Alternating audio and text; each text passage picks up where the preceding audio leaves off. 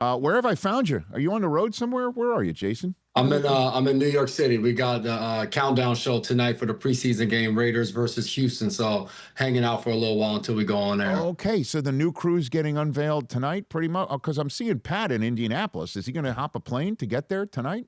Are we unveiling the whole thing? It won't be him. It won't be everybody. So Okay. it'll just be a few of us in tonight. Okay. Well, I heard the news and I wanted to get you on right away. As you know, I invited you yesterday.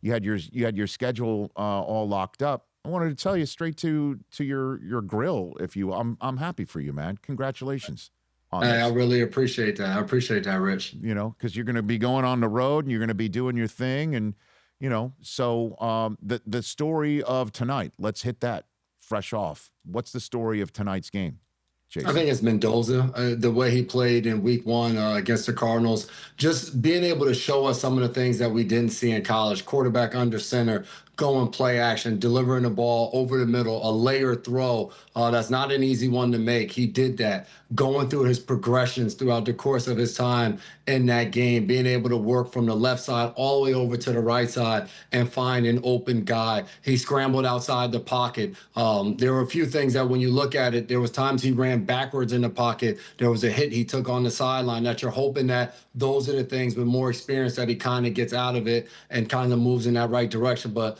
I mean, watching him in week one, like for Raiders fans, you should be fired up of what's to come for this guy. I don't think there should be in a rush. I think Kirk Cousins looked really good. There was a third down. He's checking plays, moving them in to something different. That's what a veteran kind of brings to the table and something Mendoza can learn while he's watching Kirk Cousins, assuming he's still going to start this season. Well, I'm wondering how his demeanor that we see at the podium after he has a game or a practice plays in the locker room, and how you would, as a teammate of him, take, for instance, a soundbite like this after he practices with the ones for the first time in a joint practice against the Texans. Be able to get some reps with the ones against the superstars on their defense, and then obviously their twos are fantastic as well. We got so much work, whether it was move the ball, first down, third down, red zone, 2 minute. There were so many situations, and I believe overall it was a positive day. There were plays that I loved and plays that I wish I had back, but in reality, that's a lie. I wish I didn't have them back because it's a growing experience, and it's practice. It's practice, and this is what I love, and it's just a beautiful day to play football here, and I'm so happy of so many things to learn from today. You're a teammate of his. How do you take that in, Jason? I think within the locker room, like if you're genuinely yourself, and it seems as though that's who Fernando Mendoza is, we love you. As long as you can go out there and throw touchdown passes and lead this offense and do the things necessary. For me, as a defensive guy, I'm speaking from that perspective. Yeah. I don't care what my quarterback sounds like in the post-game conference or what he's saying. It's about what he's doing on an everyday basis. And from what all reports are saying, he's been terrific since he's gotten to Vegas. Those are the things you want to see. Are you coming in early? Are you staying late? Are you putting the work in to learn the playbook and all of those other things?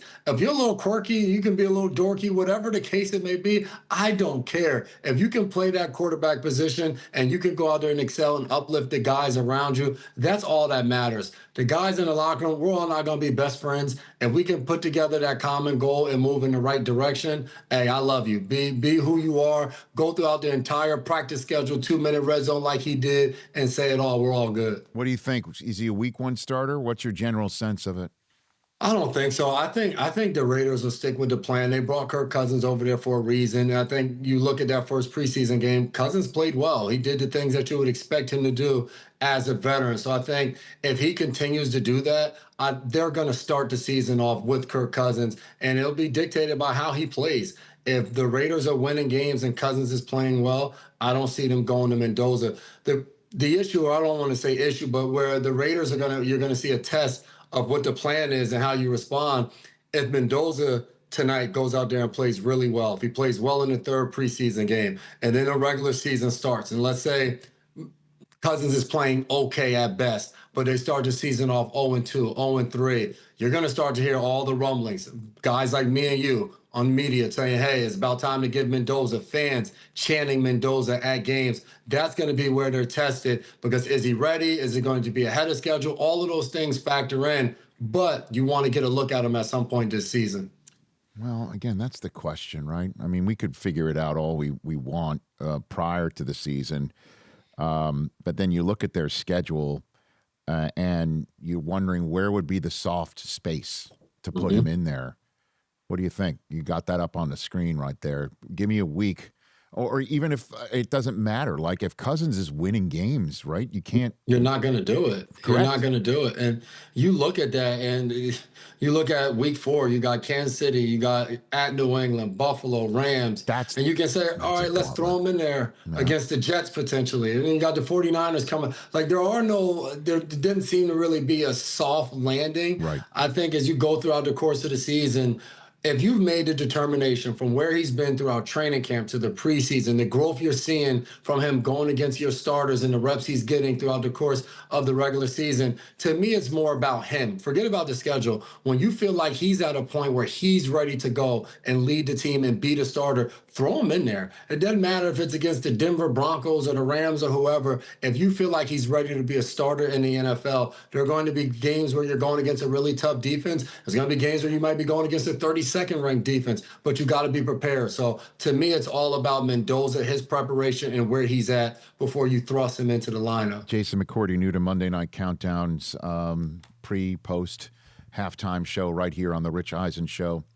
Where are you on your Super Bowl prediction thought process? I haven't even determined all of my playoff teams just yet. The funny thing is, as you go through it, week 1 of the preseason is completely different from the regular season. Like, of course, think about Houston right now. Higgins was a guy that all training camp, all they talked about as the number 2 wide receiver, Jaden Higgins, in year 2. He's been skyrocketing and how well he's playing. They just lost him for the season.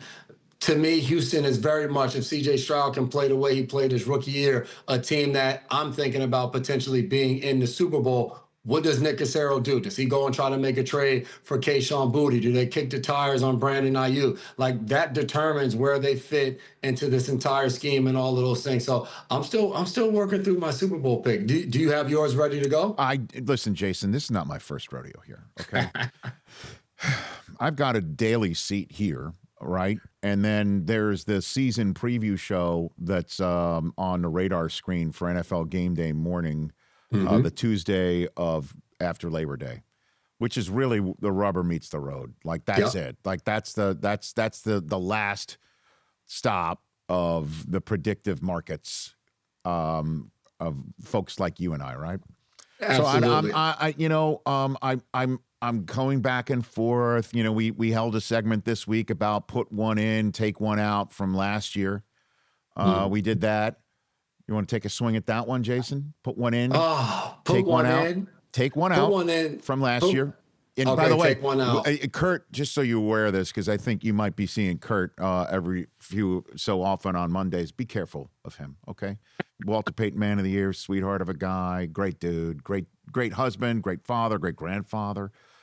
But when it comes to time to the rundown, he's already sending in a inter-group text chain the put one in, take one out, because he knows the producers don't like when we repeat.